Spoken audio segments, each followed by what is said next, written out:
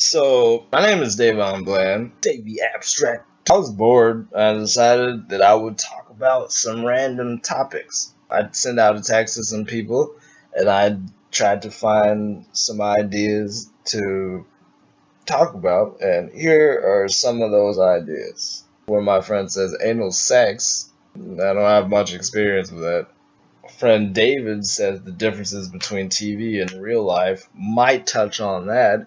That's definitely a plus. He's a good guy. Another friend says condoms. I don't know how I feel about that. This girl said, "Who is this?" Okay. She must have got rid of me from her phone. I guess I could talk about condoms. Story time! So recently I went to a party. Actually, not recently. This was like a week or two ago. I got invited to a party by a girl. I was happy that I got invited. Everyone likes acceptance, but the name on the invite of the party was sexy party, and I just thought that meant that just sex or something. It wasn't really. It was a pretty chill party.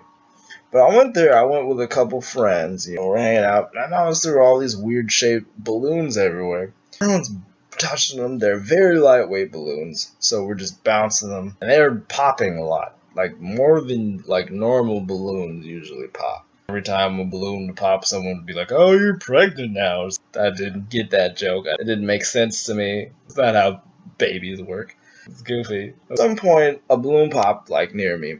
I went to pick up the thing because I thought, "Oh, there's this dead balloon here. I should pick this up because I don't like seeing trash and stuff." There's something within me is this house needs to stay clean. I need to help out with that. So I pick it up and it's very sticky. And I'm like, why is this balloon so sticky? After further inspection of the material, I look at all the balloons and I realize they're all phallic shaped. Some of them are rounder, but still kind of ovals. And I'm just what is going on here? And then I think about it and I'm like, I just touched the lube.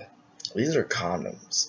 Are these balloons condoms? And everyone was like, ha, you didn't know. One girl was like, it's called sexy party. Some of you are probably why were you grossed out by that? But that's a weird thought. When you see something and you think it's a balloon and it turns out to be a condom, you're not just gonna be okay. It wasn't until later that I realized these condoms had lube on them. Somewhere around the house was somebody who just had a mouth with condom lube on it.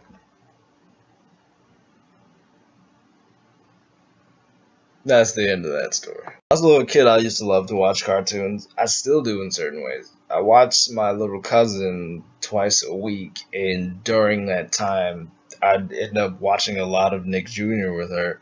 As a child watching it, you're probably learning things, you're probably developing.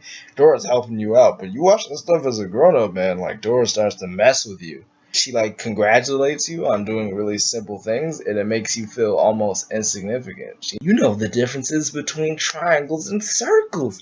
Good job. Where's your parental supervision? You hang out with a monkey that wears red shoes. This doesn't make sense. What? I don't need your acceptance. I don't need you saying, "Oh, good job. He knows the difference between this and that." Okay, Dora. Okay, Dora. Why is Dora getting robbed by a fox? Why does she not have a taser to tase the shit out of that fox? Why does a fox have a mask in the first place? If it's a talking fox and she tases it, is it animal abuse? I want that question to be asked. I really do. If she tases a fox that stole from her, is it animal abuse?